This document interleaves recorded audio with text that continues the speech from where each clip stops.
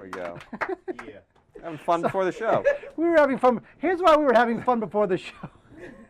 It seems like, Wade did this thing last week. Wade went on a rant. I went out of control. Wade, and blew my cork. Can I say something before we talk about Wade's rant? Yeah.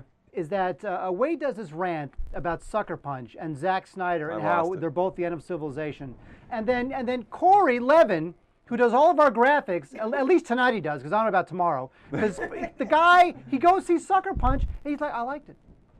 Did you really like it, or was it? I really liked it. Give it a week. He completely called you out on Facebook, though. Yeah. He didn't say he liked it. He was like, "Hey, at Mark Kaiser, at Wade Major, you're wrong." Give it a week. Let it kind of. I don't understand. I know. You never will. I never will. Right, you know what?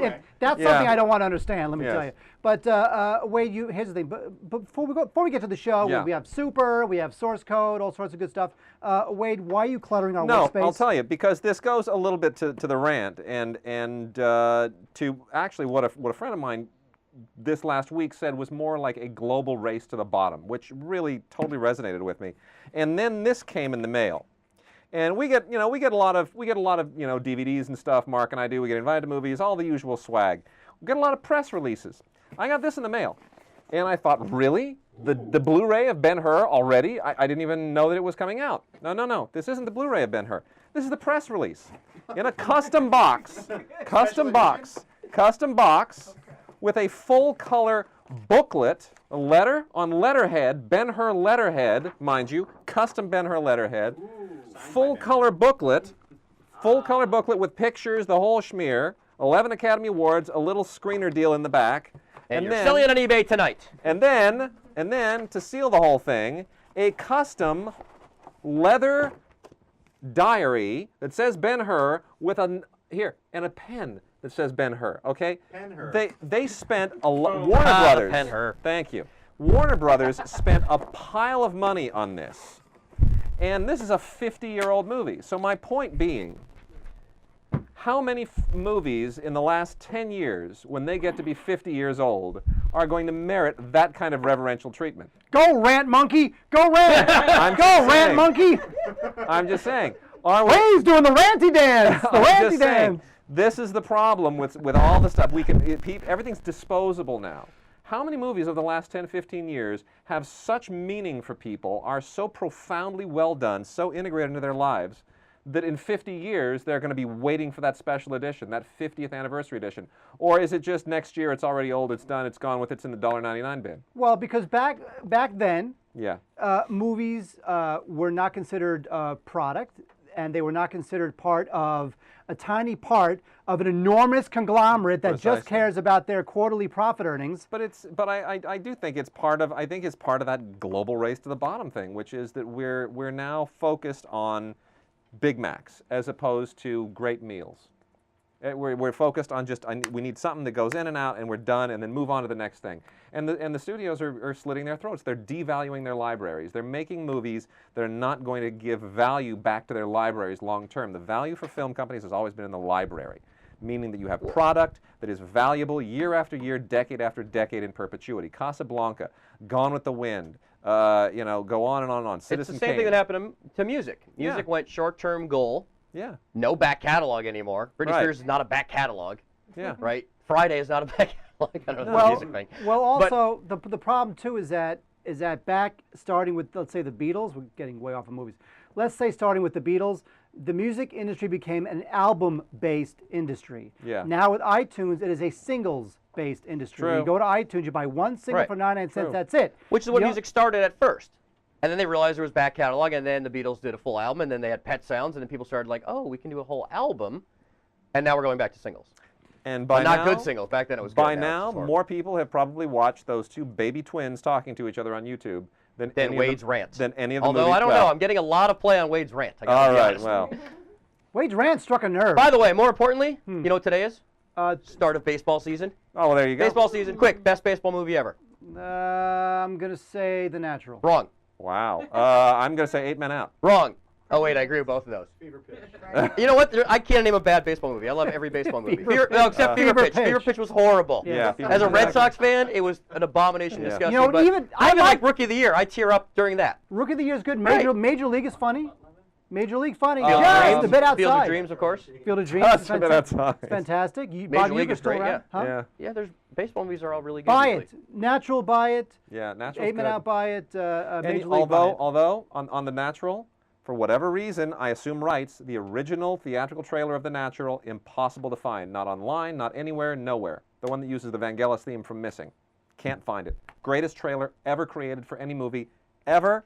Can't find it anywhere. You only say that because you know no one can find it to refute your claim. You know what? Honestly, I say this right now. If anyone out there can find the trailer for The Natural, the one that uses the theme from Missing, stop it, Mark, let us know. Tell us where it is. Post it. Get it out there. And who's going to win the World Series?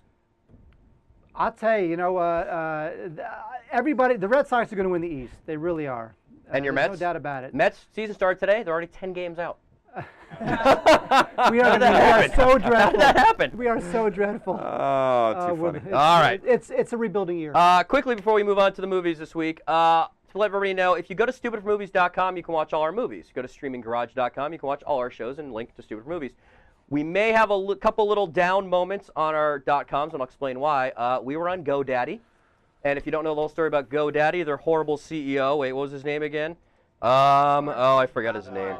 Bob Parsons put up a video of him butchering and destroying and killing an elephant. And so I said, that's not going to work for me. And I literally stayed up all last night and changed all our domains over. 60 Wow. domains, got rid of all of them, and put them up on a new place. And I actually even have a, what did I put up to? Namecheap, namecheap.com, because they're actually donating money to savetheelephants.org.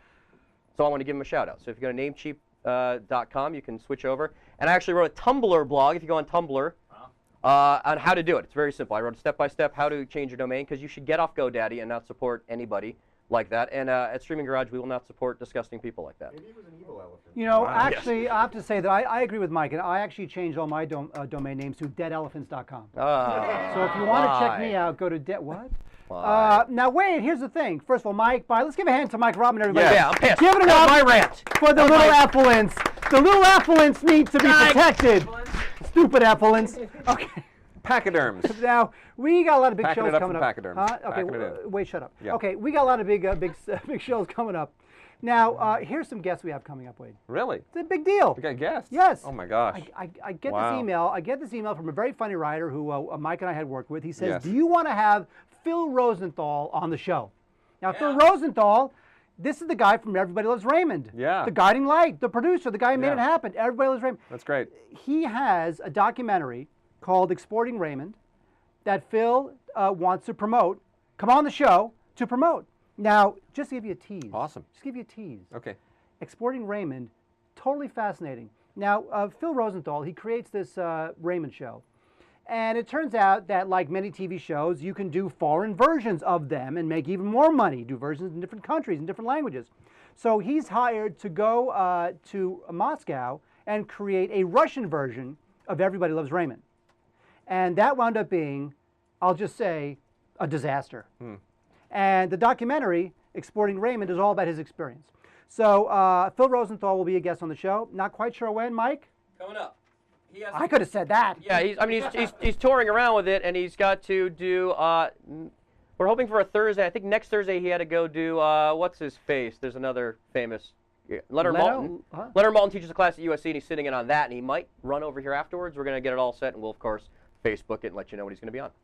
And then, so we're excited about that. And then Dave Foley. Now, here's the thing with Dave Foley. Dave Foley, Kids in the Dave Hall. Foley was starred in one of our Try This at Home films.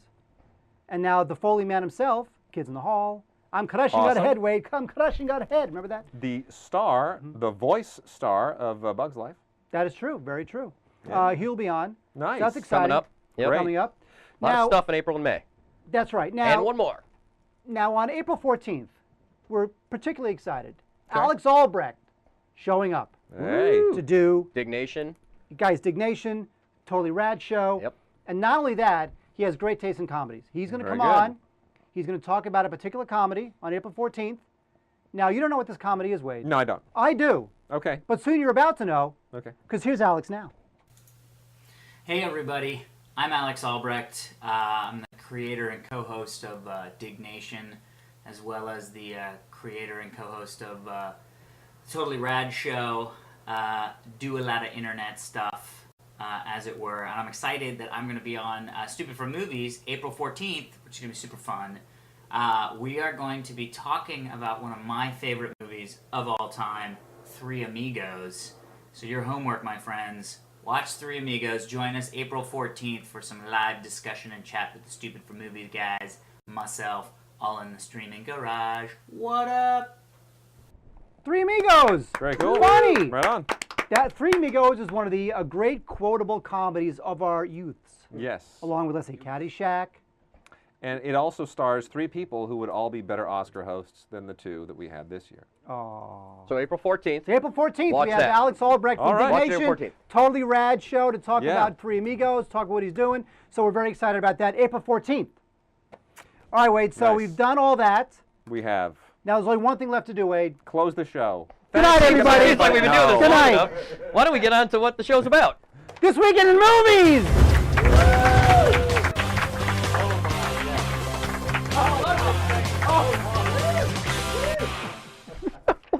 Corey's Rip Taylor impression is just ripping the room apart. All right. All right, so here's the thing. We have 4 movies, Wade. We do. So we got to kind of move Move it this along. Move it along. So, Wade, you'll talk about the first film, which, I is the, sure will. which is the big release of the week. It's the big release of the week. This is Source Code. This is the new film from director Duncan Jones, who was born Zowie Bowie.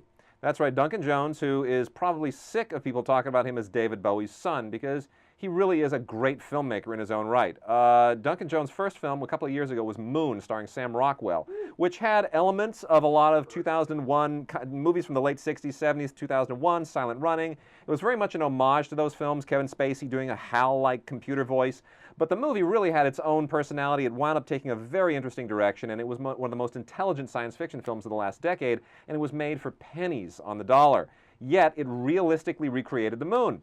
Duncan Jones was in the running to direct the next Superman movie, but he was displaced by Zack Snyder, who we all know how we feel about Zack Snyder here. Take the paper But away from him. I'm there. get it away. But Duncan Jones got the better end of the deal here. He has now directed what I think is likely to still be one of the best films of the year when the end of the year rolls around.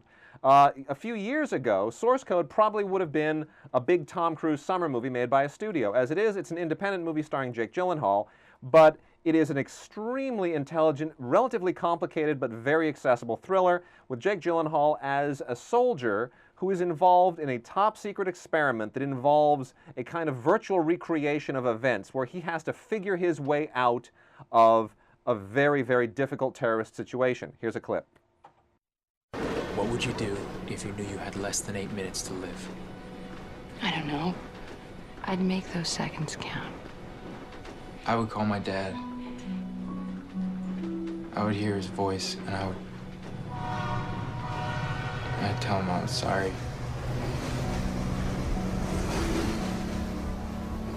Tell me everything's gonna be okay. Everything's gonna be okay. Now that is the wonderful Michelle Monaghan, who I think is a very underrated actress, and it hasn't been getting great parts lately. She has a very good one here. She's the woman that he meets on the train and doesn't realize that he knows her, but yet he does know her. These are all these kind of virtual reality questions that he has to sort out as he relives this experience over and over and over in an effort to decipher what it is that he's supposed to find.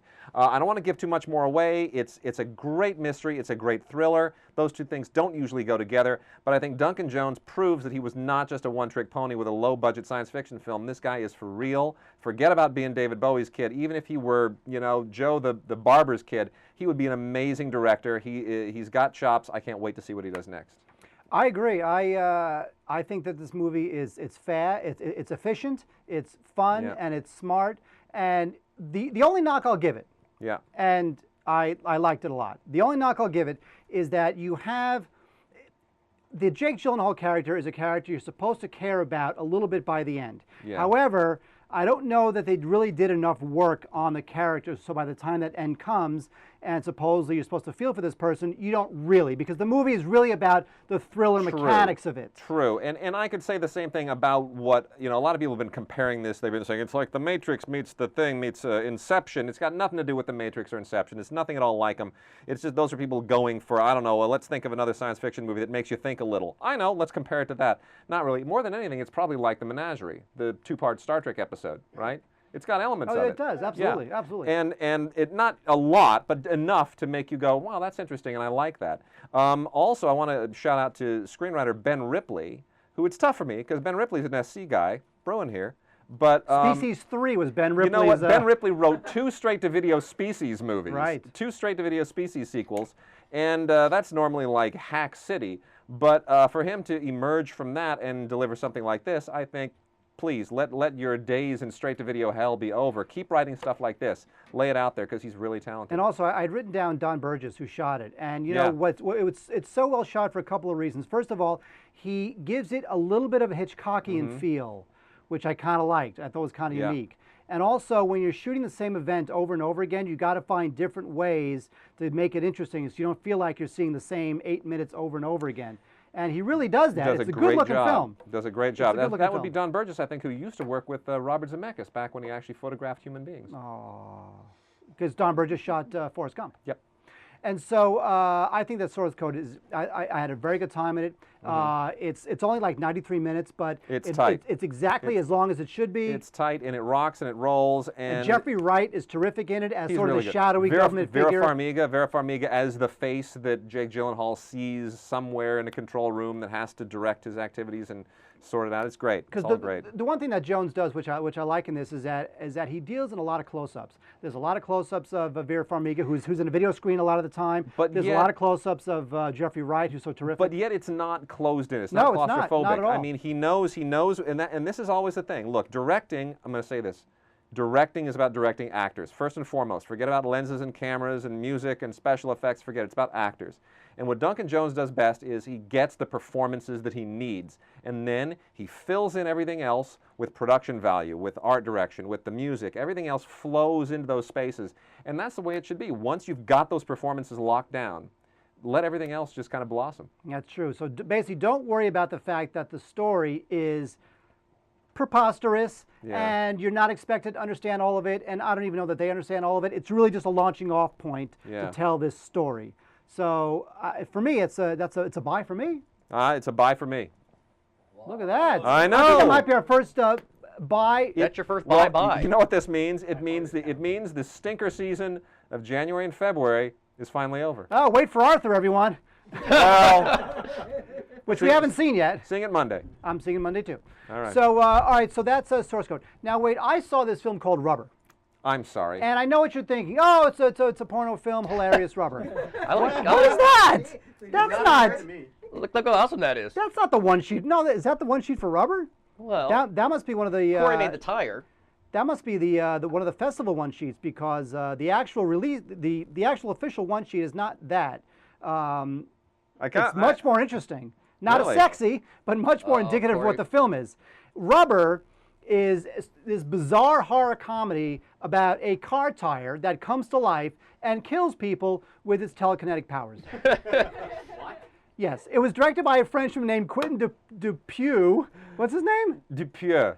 Quentin Dupieux. Fa, fa, fa. Look at me with the T goes up here, Wade Major. Who's a director and also scored the film. And obviously, it's an experimental film. When you watch the movie, you see this tire slowly excavate itself from the barren desert sand, and it rolls around as it teaches itself how to move, and then slowly starts to explore its environment. And it's just literally about a car tire come to life. And you look at this clip, you'll get a sense of what I mean. Wow.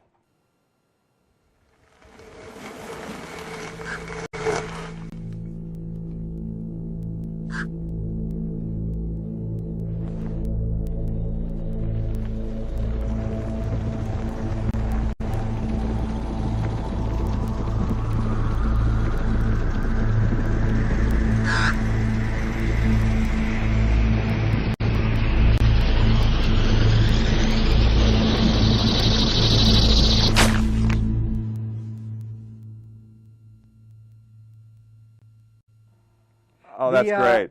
The director That is there, terrific. I'll tell you, the movie is very well shot. What the director used a Canon 5D. He shot the whole thing on a Canon 5D. Did he really? And he gets very close up into the tire. So as it rolls, the tire becomes really a more interesting character than like any serial killer horror guy you've ever seen.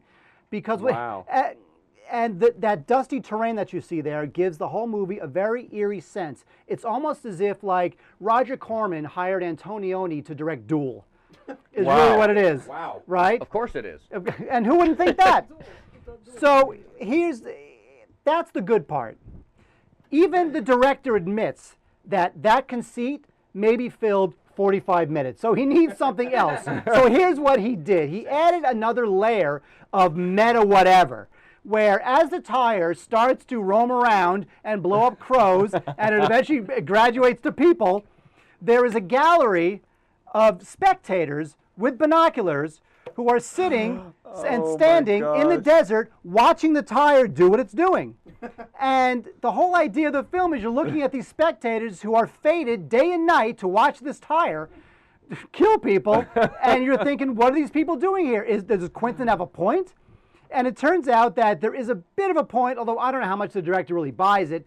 The point being is that the tire will continue to kill people as long as people watch it, which is to say, possibly, which is to say that movies only exist if there's an audience to watch them. And that tends, it's a little bit, the thing is that I don't know that the movie, I think the whole thing with the audience is just a bit of a goof. But that could be a comment on tabloidism as well, where all of the junk that makes the tabloids, all of this horrible stuff that the news covers, they only cover because they know that we want to eat it up.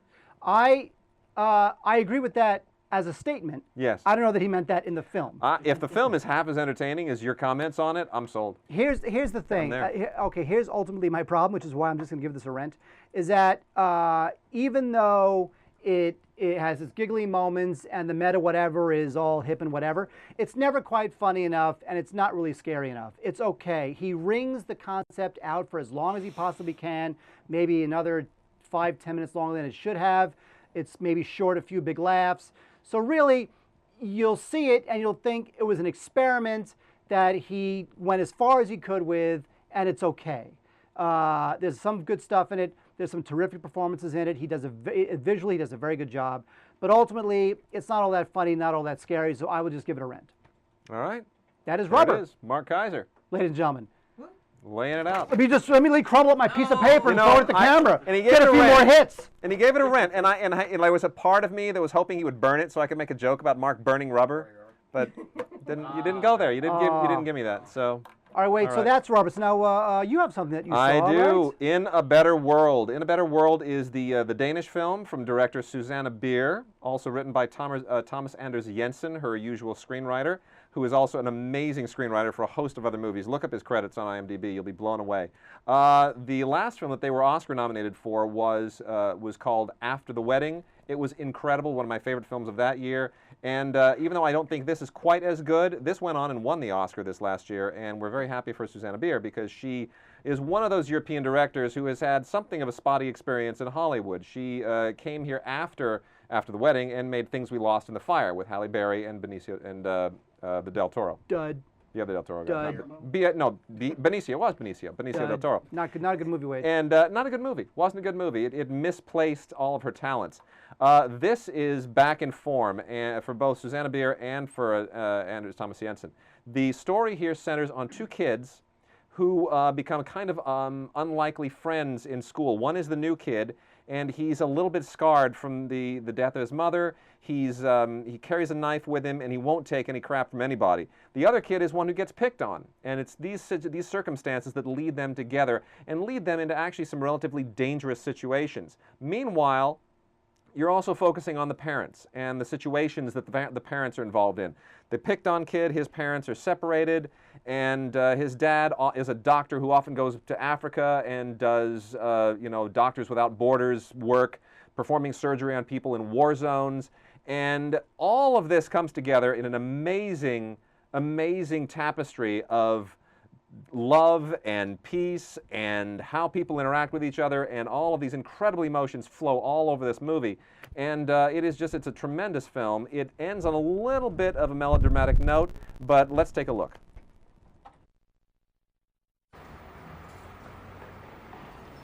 High five. Oh, hey, it looks clean. Har du godt at se dig igen? Ja, det var godt at se dig. Det var så knap. Var det en god tur? Ja, lång. Men det har gått bra.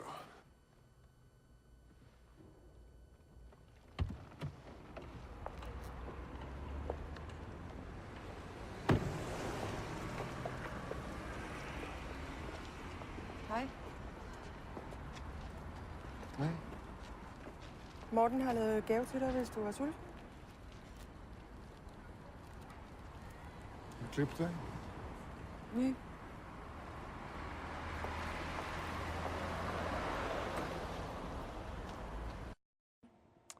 And that's a great scene if you've actually seen the movie. Otherwise, it doesn't make a whole lot of sense. But it is the gift. Seriously, the gift that Susanna Bier and Jensen have is that they are able to capture these moments that feel, even if they're scripted, even if they're planned, the way they work with their actors, the way that they let all this evolve, even more so than someone like Mike Leigh, they really are able to capture this sense of spontaneity, as though you have just walked into the most intimate, uncomfortable moment from someone's life. And it has this feeling of being unplanned and yet at the same time incredibly dramatic and incredibly intense. There are moments here, just like in all of her other films, where you just don't see it coming, and it just blindsides you, and next thing you know, you're sitting in the theater and you're weeping uncontrollably because it captures all of the emotions that you associate with life. And I know that sounds really pretentious and kind of dorky, but that's what it does, and it's just an amazing film. You know, I'm a little worried about Susanne Bier because I feel like she does a great film in her home country, comes to the United States, does something that's not very good, goes back to her home country, does another great film. Yeah. What's she going to do? Is she going to come back here and do all the time. It happens all the time. You can go all the way back to people like Fritz Lang, Fritz Lang and even Renoir did their best work in their home countries. Came to Hollywood, meh. I mean, Fritz Lang did a bunch of noir type stuff. Actually, it's fine. His American stuff is good. It's good, not as good as M and all these other films. But the classic stuff, it's the German expressionist stuff.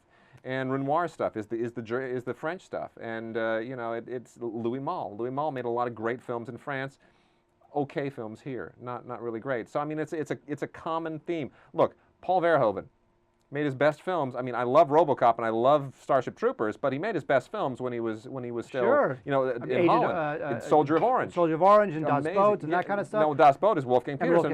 Another one. Look, has he ever made anything in English that's as good as Das Boot? No. So. You know what? That was a German film.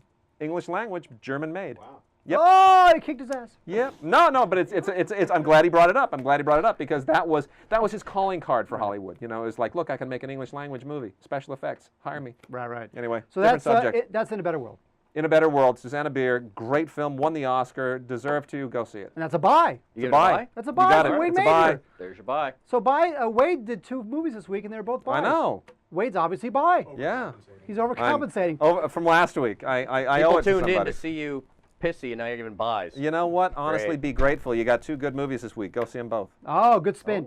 Oh, look at that. All right, so we have one more film to talk about. Wade, I saw this movie called Super. I know you did. Now, Super was buzzed about a lot in Toronto and was picked up by IFC. And Rainn Wilson, who is starting to become a little bit of a movie actor, he's got a very, shall we say, specific face that doesn't really lend itself to everything. Yeah.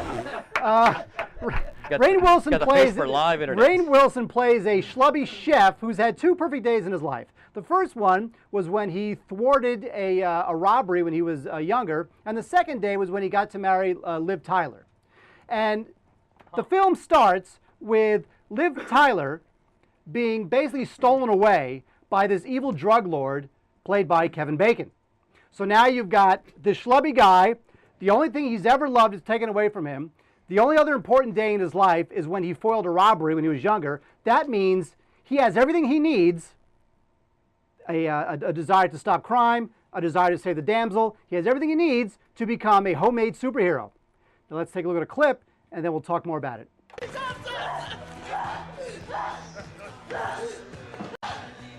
it!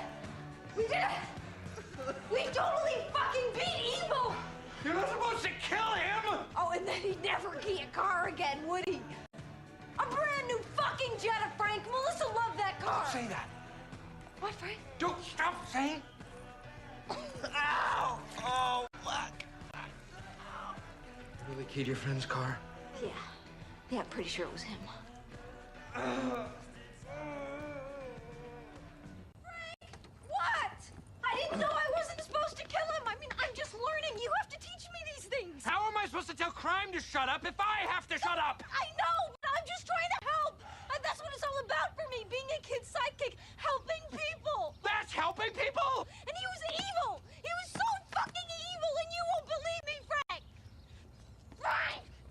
So there you see Rainn Wilson in his guise as the Crimson Bolt, along with his partner Bolty, played by Ellen Page, the best performance in the film. Now here's what I have to say about Super, which works up to a point, but ultimately I think fails as a whole. The movie is very violent, and it's sort of that street level violence where because Crimson Bolt doesn't have any special powers, he basically just takes a wrench and starts hitting people on the head. And he takes cinder blocks and beats them over the head with them. And the violence is very sudden and very street level and very jarring. And I kind of like some of it, but towards the end, it starts to get really violent to the point where it's a little off-putting. Something else I did like about the film is that it brings up two things, I think, of superhero culture, which is interesting. One is essentially the psychotic nature of anybody who would want to be a superhero. I think this kind of gets into that a little bit, which I liked. The other thing I thought was interesting, which the Bolty character sort of embodies, is sort of the fetishistic nature of superhero fan culture. And in the movie, Ellen Page has kind of a crush on Crimson Bolt, and of course not a crush on Rainn Wilson, but a crush on the character he plays. And I thought that was kind of interesting. The issue here is that James Gunn comes from the trauma school. Now, when you come from the trauma school, that means one thing. You just throw everything at the screen. You don't care how cheesy it is, how bad it is, willfully bad or not. You throw it all up there and you hope for the best, because that's trauma. And this film really is tonally all over the place. It's got some good ideas, but in the end, it just doesn't come together as a whole. And I think Rainn Wilson doesn't really invest us emotionally in the character. And the end of the film winds up being so mawkish because he can't really take us there. So while there's some good stuff to it, and I think that the hipster crowd will get a kick out of it, ultimately, as a whole, I would just have to give it a rent. That's what I think about Super, Wade. All right. Not so super. I mean, kind of super. So how does it compare to Defendor? I like Defender a lot. I like Defender more than this. Okay, because I actually like Defender, and I actually kind of like Special, even though it was very kind of low rent with Michael Rappaport. Similar deal, except there he's, ramming his head into walls, which I found disturbing. Well, and Kick-Ass, which this is a little bit like. We both love Kick-Ass. Oh, but Kick-Ass was. Was that sarcasm? No, we love Kick-Ass. For real. No, we did. That was one of the biggest raves of the year. But it was. But the problem with Kick-Ass was it was horrendously mismarketed, much the same way that Paul is being mismarketed. They marketed both of those to the wrong audience. Kick-Ass was not a movie for teenagers, and neither is Paul. They should both be marketed to people in their 40s. But the problem is that the studios are afraid that people in their 40s don't run out to see films on opening weekend. Yeah, so leave them in theaters longer. How are you going to have bragging rights to be the #1 film if you market to 40-year-olds, Wade? It's a myth. No one cares what the #1 film is. Just like people don't care what #1 on the Billboard charts is. Well, they don't care. Definitely Billboard. But you know what? On Sunday afternoon, you start reading on CNN.com and on all the sites which film is #1, and it gets annoying no one too. Cares. It gets annoying too when you have movies that are like really neck and neck. Yeah. Where like one makes $21 million and the other one makes $20.8 million, and yet the one that makes 21 it gets all the bragging rights. You know what bragging rights are? 50 years after you make a movie, they release a special edition. No, you know why? Because that's bragging rights. No, because the stockholders are not going to wait 50 years. In order to see a return on their investment on Kick-Ass. Well. And Sucker Punch and all this other crap. Some may hang on to their stocks for that long. I will not be alive for that much longer, unfortunately. In fact, I'll be dying tonight after the show. That's how bad it's going. That's how bad the show's going right now. All right, so let's go ahead and wrap this up before we get to news. Do it. Source code's a buy. Yep. Rubber's a rent. In a Better World. Buy. And Super's a rent. It's not a bad week in movies, Wade. Not at all. It could be picking up. This weekend in movies. This weekend in movies, ladies and gentlemen.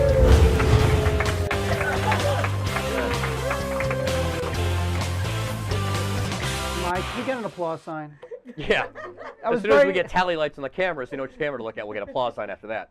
I only have 2 cameras to look at. I look at that one. We'll set up a Kickstarter campaign for an applause sign. Yeah. Oh, let's do it. Let's do it. Unbelievable. Clap, because there's no applause. No, don't clap. There's no applause sign yet.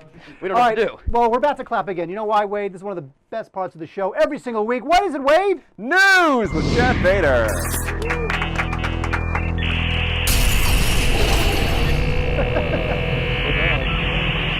Chad, don't take the lack of applause to mean anything. It's not a qualitative judgment on your performance and how much we love the news.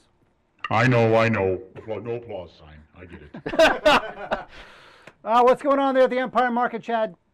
At the Empire Market, things are pretty sweet, let me tell you. Pretty sweet. I feel like there's a story there somewhere. Okay. No, that's it. Or is Just that sweet. it? That's all you need to know. Okay, all what's you the need to know. news? All right, what do you got for us, Chad? I've got news. Here it is. There we go. Gilberto Sanchez, a New York-based glass installer, has pleaded guilty to movie piracy stemming from his illegal upload of the movie Wolverine in 2009. That's right, he's a pirate and a glass installer. This glass installing loser distributed an unfinished version or work print of Wolverine to the file sharing service Mega Upload. In between his daily glass installings, this renegade glass jockey then promoted the film on several movie forums, bringing shame to the reputation of glass installers everywhere. Then the FBI came calling, and his plans shattered, like so much installed glass. Now, with a possible 3-year jail sentence looming, his days of unrelenting glass installation may only be a sweet memory. Oh, my goodness. You know, wait, can I say something about this kid? Screw him, throw him in jail. I'm sorry, throw him in jail. Well, they're obviously trying to make an example out of him. You know, it's the biggest problems with piracy are bigger than guys who upload movies to file sharing services. I mean, you know, it's people who bring cameras into the multiplex in Malaysia, and you know, it's the people at the post house. Well, that's the deal with this guy. Yeah. This guy was related to a post house. Yeah. This came out of a post house. But the problem is bigger than, you're not going to stop the problem by just prosecuting these guys. You have to actually change the chain of possession on movie elements, which is getting harder and harder to do as the elements become more and more digital. You know, but you do have to somehow police that chain of possession so that you know exactly who is doing what at what point in the process. And once you're able to track down a pirated copy to a specific point in time, in a specific place, and a specific person, that's when it'll end. That's when everyone will know that movies are like caller ID, that if you pirate a movie, at the moment you pirated it, you suddenly are attached to that movie at that point in time and at that place. If we can get to that point in the digital chain of supply, then we're good. Well, our screeners as film critics, our screeners that we get at home, they come watermarked. Yeah, and with a nasty little letter that says, if you pirate this, we will track you down and kidnap your family. Yeah, I mean, I don't know. True. I don't get those, I have to say. Yeah. I don't know that that's the case at these post houses when they lend out DVDs. No. You know what? But you can also just pull some off the Avid. But there are, yeah, you can pull them off the Avid. You know, there are screeners that are given to marketing people and advertising people and product placement people, and it's very, very loose. And nobody has really to clamp down on that. So, are they taking your cell phones? All Media Reviews, who's in our chat room on the Ustream, we're on Ustream and YouTube tonight, said they forced him. He was forced to check his cell phone.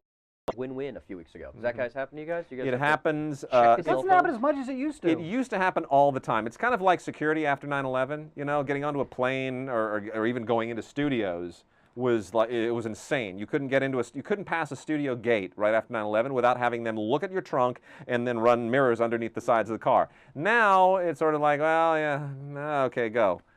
And it's kind of the same at screenings. They'll wand you a little bit, you know. For a while there were you know, pat downs and you know. So occasionally with a really big film, they'll make you check your phone or your you know, especially if there's a camera in it, but not really that much. All right, Chad, what else you got? Sarah Lane, Natalie Portman's dance double for Black Swan, told Entertainment Weekly that Portman only danced in about 5% of the dancing scenes, and that they used digital face replacement to make it look like she did.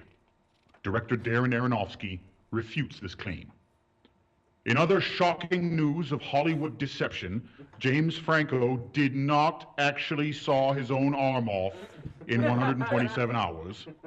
Colin Firth was fake stuttering in the King's Speech, totally fake, and toys don't actually come to life when you leave the room. What? Ooh, Hollywood, when will the lies stop? My childhood destroyed. You know what? To me, this is a non-story. It's a non-story. I agree. Right?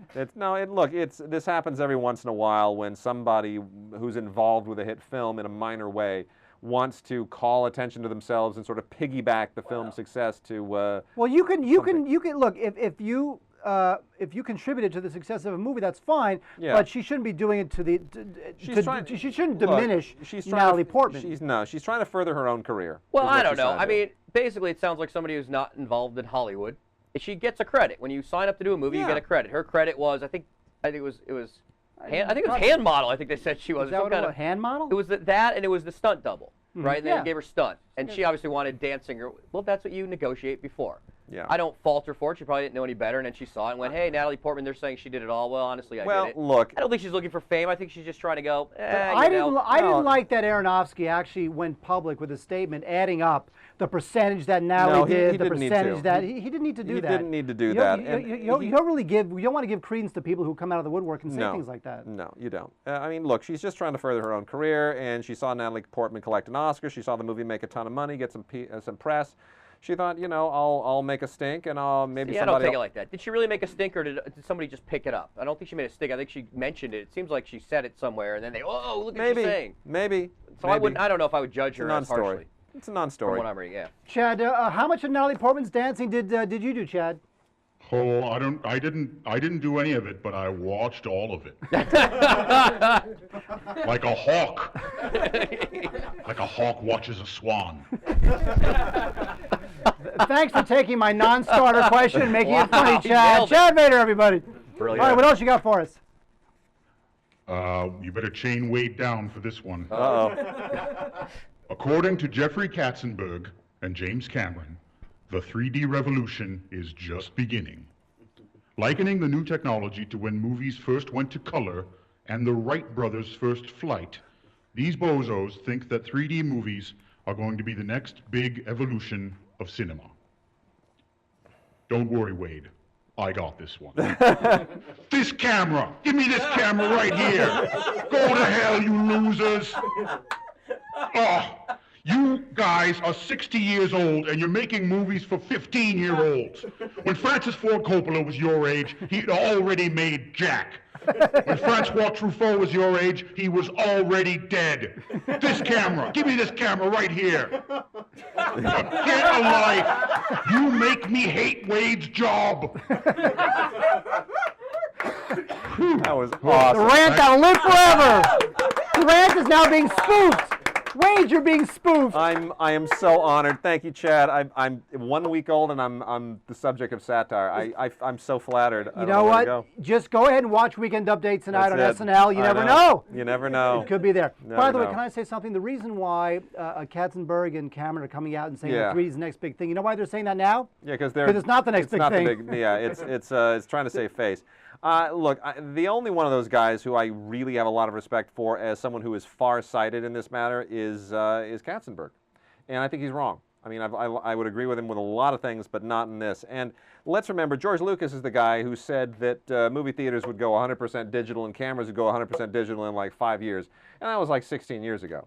You know, because it costs $70,000 to equip a theater to become digital. Look, if 3D were the next big thing, it would have been the next big thing in whatever 1958 or 59, whatever, when House of Wax was. It's kind of come and gone so many times, and they can perfect the technology as much as they want.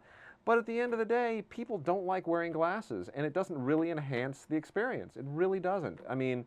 A good movie shot in 65mm negative, 70mm projected, any of those great movies from the widescreen era, even Mad World, Lawrence of Arabia, all that stuff, that is a much more immersive experience than anything shot in 3D.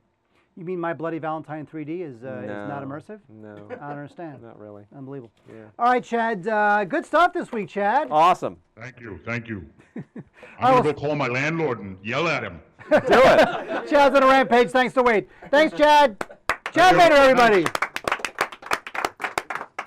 All right, so Wade, we've done the movie thing. We've done the news thing. That means there's only one. 5 more segments to go. Only 5 more segments to go. Oh my gosh. Okay. We're now at the halfway point of the show. And actually, I think we are. Cutting the cord, Wade. That's what we're doing next. Do it. Come on. Cutting the cord. There's a cord. You're going to cut it. No longer need cable. You can instantly watch things. I'll keep talking over it. Still good. Wow. Oh, there we go. Oh, yeah. Yes. You can watch it instantly, Wade. Sure Those can. are little apps floating by. Because if you're which we love Roku, you can see the apps, which we'll Nice. soon have an app on Roku, by the way. Nice. Streaming Garage, Stupid for Movies will soon have its own app. Really? deal. Unbelievable. We're working on it. Bravo. All right, so we do this thing because, like Mike says, you got the Amazon, the Crackle, the Jamin, the Netflix. Yep, You can download all all of this them. great stuff. You don't realize that all these classics are actually streamable. They so are. we want to point out Yep. a couple every week. We're Yep. going to start right now. Let's do it. I'm going to start out with something that you can stream on Amazon. This is from 1951. This is Strangers on a Train, which I have a feeling that, Snakes on a Plane, but the thing is not that. It's the other thing that it's that. That wasn't good. There we go. Oh, there it is. Sorry about that. Oh, Okay. Corey, you joker. Why I oughta, you jokester. What was that line that he says? This snake's on a mother effing plane. What was that? I'm sick and tired of these. I'm sick and tired of these strangers on this mother effing train. Look, they can't all be gems. That's Throw what I can paper say. next time.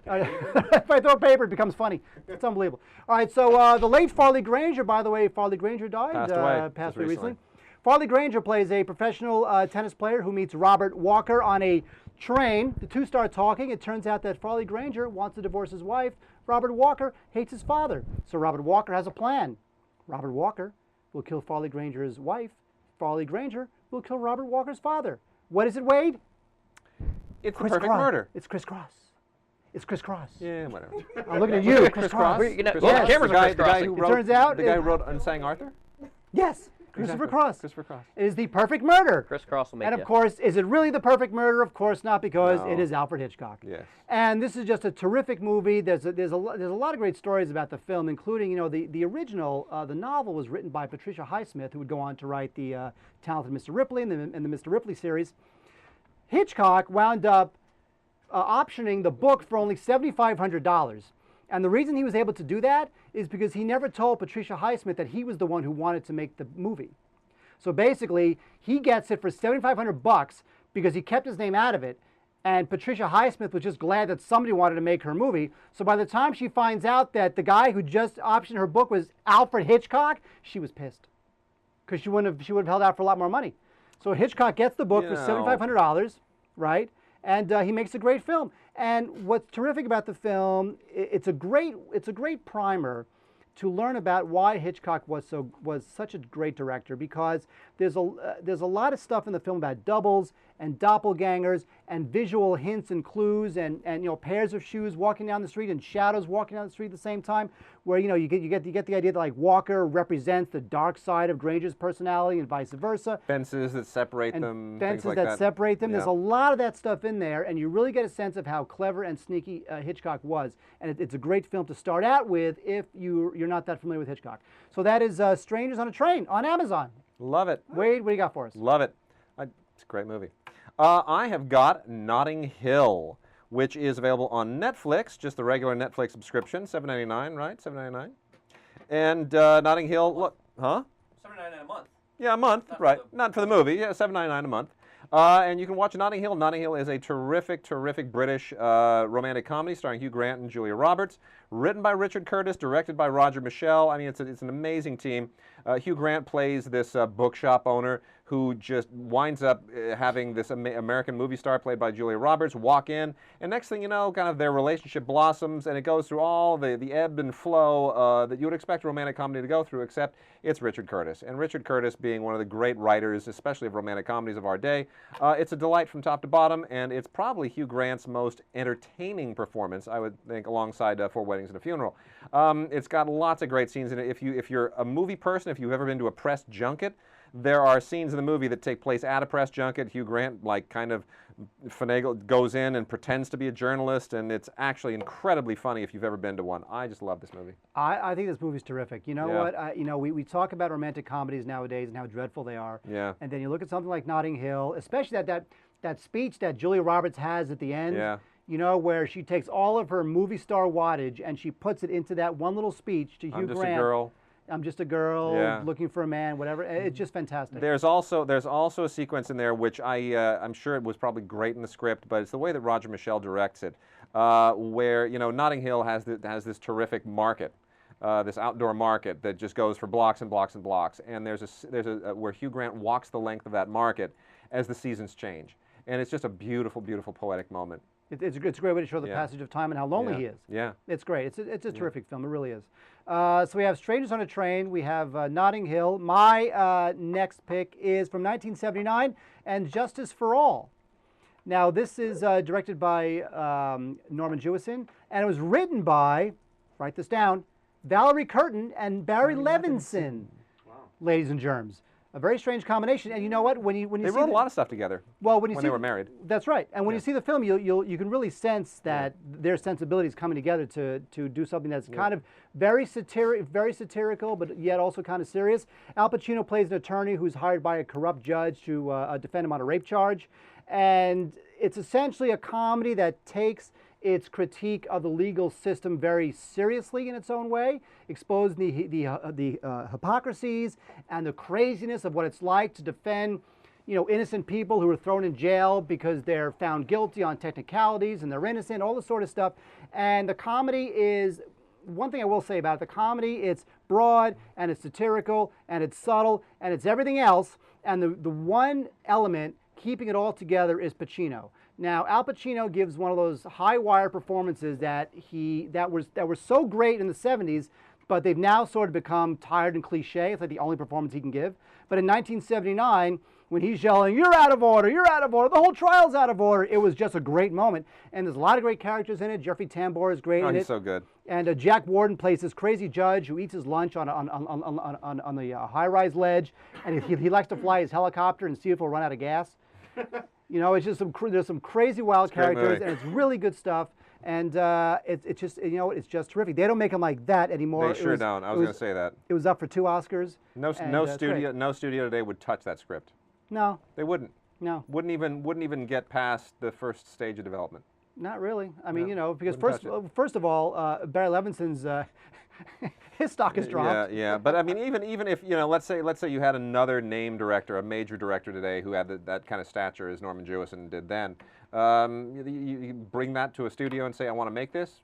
No, nobody would even give them the time of day. True. They'd say, "Who's the audience for this?" And you go, "People want to see a good movie." What is that audience? I don't know that audience. Well, how do we market that? Well, they couldn't go the studio route with that. Of course not.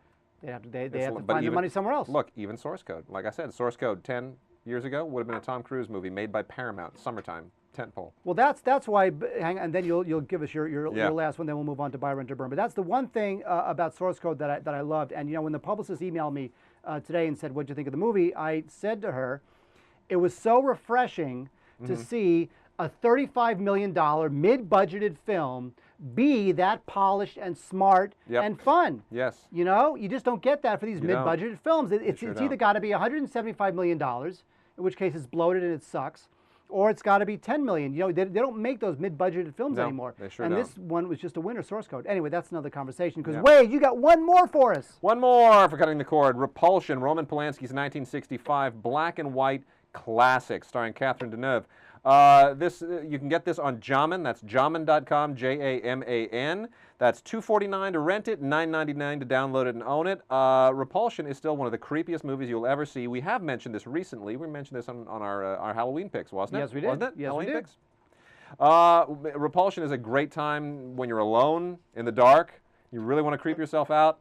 Catherine Deneuve plays a woman who is in her sister's London apartment. She's visiting her sister. Belgian in the film is her nationality, not that it matters. She's visiting her sister. Her sister goes out. She's alone in the apartment, and she's sexually repressed, and her mind just starts to go, and she completely freaks out, and everything that she hallucinates will absolutely put you on the edge of your seat, and it will chill you to the bone. Sounds a little bit like Black Swan? It is Black Swan. Before there was Black Swan, minus the dancing. If you want the dancing, go watch The Turning Point. If you want Black Swan more effective than Black Swan, watch Repulsion. That's my rant. You for don't the like week. Black Swan, do you? I love that don't. movie. Here's the thing with Mike. here's the It was thing a funny with movie. with Repulsion. Repulsion is great because it gives you all that creepiness. Yeah. No CGI. No. No CGI. What? No CGI? How's it possible? actors, How can a what? movie be good without CGI? It's impossible. The Scenes? genius of Scenery? Polanski isn't just in some of the conceptual stuff. It's where he puts the camera, and it always has been. Rosemary's Baby as well. Polanski is incredible, and he even did this recently with Ghost Rider. Polanski knows better than anyone else how to put the camera in places where it just makes you uneasy. where it's just the placement of the camera, and you just say, I don't like where the camera is. I don't like how that shot's framed. I feel creepy. It's creeping me out. Somehow he does that, and it's amazing. It is. It's a terrific film. So there you go. You got your basic Strangers on a Train. You got your basic Notting Hill. Yep. And Justice for All. And Repulsion. Four movies you can be streaming right now. Wade Right Major now. on Cutting the Cord.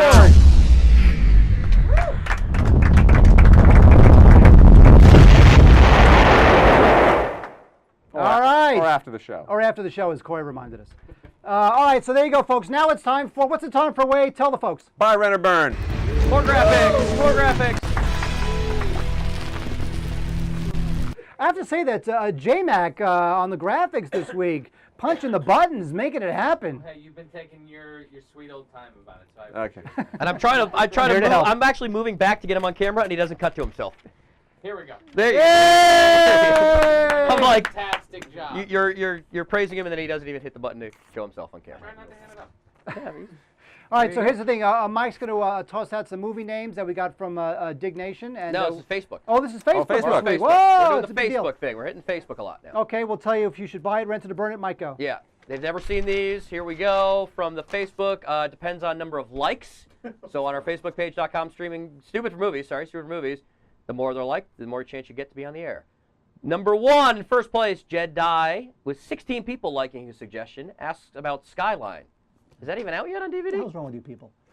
You gotta wait. Yeah, I think they want you to rant now. Skyline, just came out on Blu-ray and DVD about 2 weeks ago or So so. good. I'm Go, Wade, rant monkey. Go, rant monkey. Sucker Punch, baby. Whoa, wow, really? Oh, sucker punch. Yeah, you got it. There we go. There it is. Oh, it's not. It's patterning so hard that it's a little actually slow motion. And if you don't know, that what we do is we have buy, rent, or burn. Burn being the worst, unless it's really bad, and they take the worst movie of the year. Right now, that's Sucker Punch, worst movie of the year. Skyline is not good. I think. By the way, that was a studio pickup. It wasn't like I know it was independently made, and it shouldn't have been. And it shouldn't have been made at all. All right, so I'll sucker punch that too. Jeremy Aruda from our. Well, I don't get my sucker punch. Oh wow! You want another one? That's mine. Mine was better than Wade's. Mine was smoother. Okay.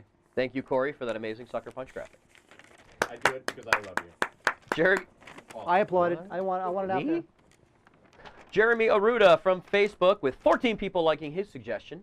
The Wicker Man, 1973 original. Oh, sure.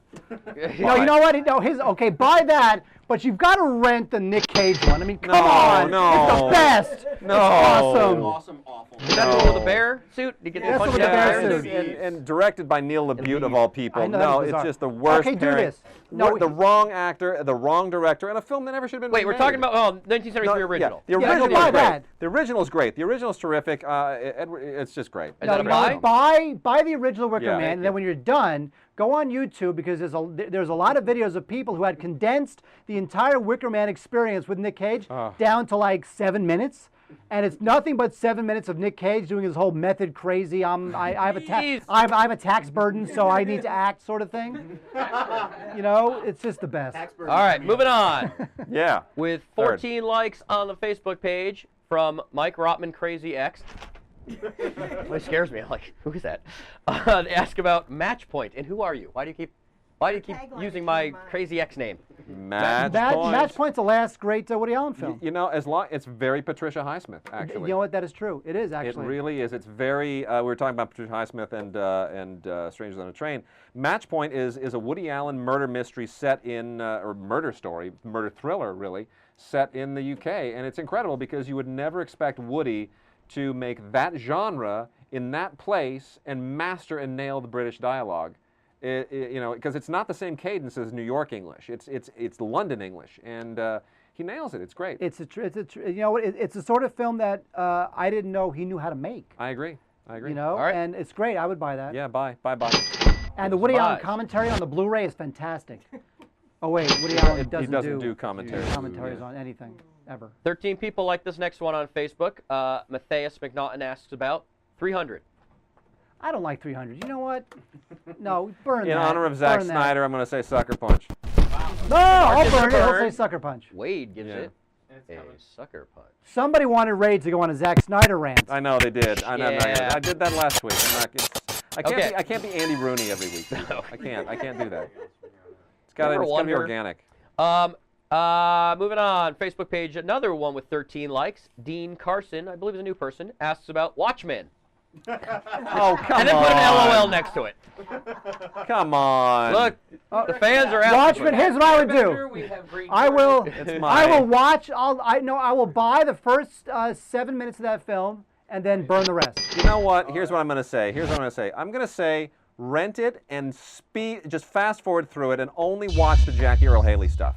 If you just watch every scene that Jackie Earle Haley is in, you see all the good parts, and then forget about the rest of the movie. Especially Billy Crudup as the naked blue guy. So, do we have horrible. a graphic for watch the first 10 minutes and burn the rest? Do we have a graphic for that? It's Brent. Where are you? Wait, I could play the first part of Bye. Yeah, do that. Oh! Wow! Yeah, impressive. Broadcaster J-Mac, it's a look at conditional. that. I don't know how you did It's a that. conditional rent because Jackie Earle Haley is really good in it. That's impressive. All right, 9 people like Rebecca Carson's Dawn of the Dead. Also a new person. Rebecca, welcome to the show. Just Dawn of the Dead. People, stop it, people. This like thing is not working very well. It's another Zack Snyder. Yeah, it's all Zack Snyder. Let's go back. Let's say. By the way, Dawn of the Dead is probably his best freaking film, and that doesn't say a lot, but it probably is. Look, burn because the original, anything. Let's say it's the original one. Is there an original Dawn of the Dead or? Yeah. Oh yeah. It's the Romero film. The Romero film's terrific. But original Dawn of the Dead. That's what we're going with. Original Dawn of the Dead. I would buy that. I would rent that. I'd buy that. Okay, buy and rent for the original. Yes. Yeah. Great. We're not even going to talk about the new one. Is that every Zack Snyder film now? Yeah, We pretty much. got them, Owls of Ga'Hoole. Oh, Any yeah. Owls of Ga'Hoole, anybody? You gotta buy that. How can you not? Sorry. With 9 people liking Kevin Poblet, I'll say Kevin Poblet, because names sound fancy. Kevin Poblet asks about Babel. Yeah, you gotta buy that. My I mean, it's a tough watch. It's not like my favorite film of that year. Look, Babel is everything that a great movie should be. It follows no discernible structure. It follows no rules. It just tells a great story. It all these different continents, all these different people. It's amazing. Iñárritu is a genius, and that film rules. Iñárritu and was working with the same writer when he did a lot of those films. Yes. And that writer, by the way, was not on Beautiful. No. That was Iñárritu without that writer. Yes, whose name we're both forgetting. But when those two guys were a 1-2 punch, they were great. And Babel's Bye. All right, let's wrap this up in the Facebook. We got a couple more from YouTube and Ustream. So facebook.com/stupidformovies. Please go there, like us, and get your friends to like your suggestions for Buy, Rent, or Burn each week. Clint Sanders with 7 people liking Star Trek II, Wrath of Khan. Oh, it's my favorite film of all time! I've seen that movie more than any other film I've ever seen. I followed that thing from the National Theater in Westwood all the way down to the piece of crap little 99-cent theater, which probably was also in Westwood. But I have to say, and I tracked down that James Horner album, and I wanted a goddamn sweater, just like Captain Kirk had when he went down into that nebula thingy and it had like a collar on it. I wanted one of those, and I found one, and I found one, and I found with a collar on it, and that's Star Trek 2, so I say burn it.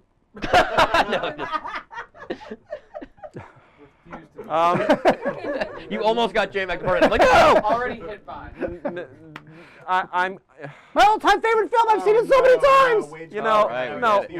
Look, I am. Wade and I have had this conversation for 20 effing years, Wade. Tell them how much you love Star Trek the Motion Picture. I'm the guy who loves Star Trek the Motion Picture and Star Trek 5 and doesn't like the rest of them. I kind of like Star Trek 6. Get out. I know. What? I'm that guy. I admit it. I'm that guy. I don't like Wrath of Khan. And at the time, I was a teenager, and I actually started to write this really extended 19-page angry letter to Starlog magazine about how Star Trek 2 was a betrayal of the whole thing that the first film had started. And I gave up because I was so angry I couldn't finish it. Wow. I'm not a fan of Star Trek 2: The Wrath of Khan for a lot of reasons, but I will say rent because I know the kind of people who like it. So I had the Star Trek 2 photo novel. I had the I know you did. I had the poster. By the way, the last time Kirstie Alley was not fat, corpulent. That is true. All right, let's move these. We got. And by the way, she should have been in Star Trek 3, but she asked for too much money, so they said, "Screw you, lady," and they got Robin Curtis. All right, let's run through these last few. Ready? As quick as we can. Ustream, Lady Dioud asks about A Business Affair. What's that? Oh, well, Lady Dioud. Business affair. I think Lady Di might have stumped us last week too. Yeah. Do we have a director on that? Wait, Director, no, year? Wait. It's I think it's a Christopher Walken movie. That narrows it down to about. Oh, is that movies. wait? In honor of his birthday, she said. Christopher Walken. Wait, that's not the Alex Cox film, is it? 1994. Alex Cox, Who's that? director? No. No. Charlotte Brandstrom. No, I don't know what this is. Jonathan Pryce is in it. All right, moving on. Stumped. Moving on. Sorry, From Lady Di. BJJK in the Ustream chat room asks about In the Mood for Love. Buy. Yeah, I would buy that. But you know, Wong Kar-wai's an acquired taste, and a lot of people kind of find it a little bit. It's just so beautiful. It's so beautifully shot. done. It's terrific. Buy that. Yeah, buy that Okay, for sure. let's go to Maggie YouTube. Chunks, just so YouTube. good. Artsy Torres asks about Changeling.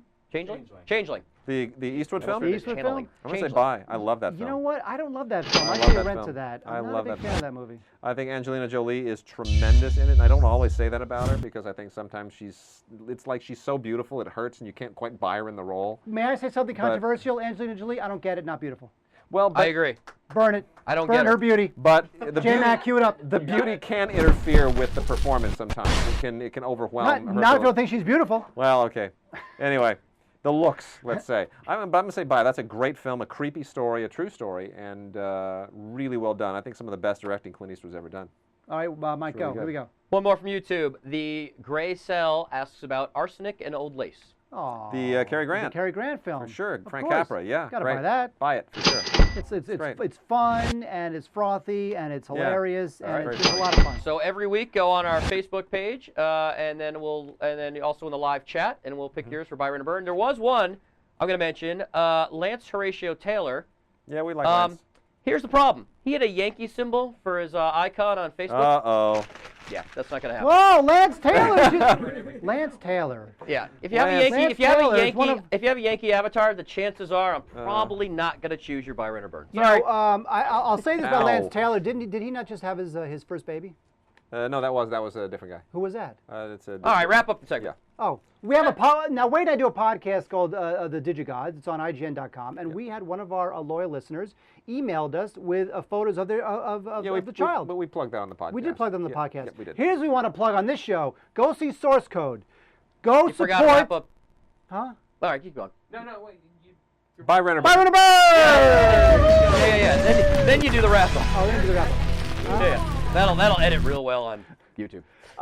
Go support Source Code. Why, Wade? You want to support. It's a real movie. You want to support those mid-budgeted, non-bloated, smart, intelligent, fun thrillers. Source Code is a commercial film with an A-list cast, loaded with special effects, mind you. All green screen. All green screen that look terrific, and it's only $35 million, which says to me there's no reason. I mean, District 9, $30 million. There's no reason ever to make a movie more than $35, $40 million in this day and age. It's all bloat once you get past $40 million. Before we say goodnight, let's just hope and pray Yeah. that Source Code outgrosses Sucker Punch over the weekend. It will. Right? It's only $20 million bucks. The one, Sucker Punch came in second, right? Yeah, behind Wimpy Kid. Behind Wimpy Kid, which is the best. I thought it was so great. I love that. All right, guys, go see Source Code. We'll see you next time.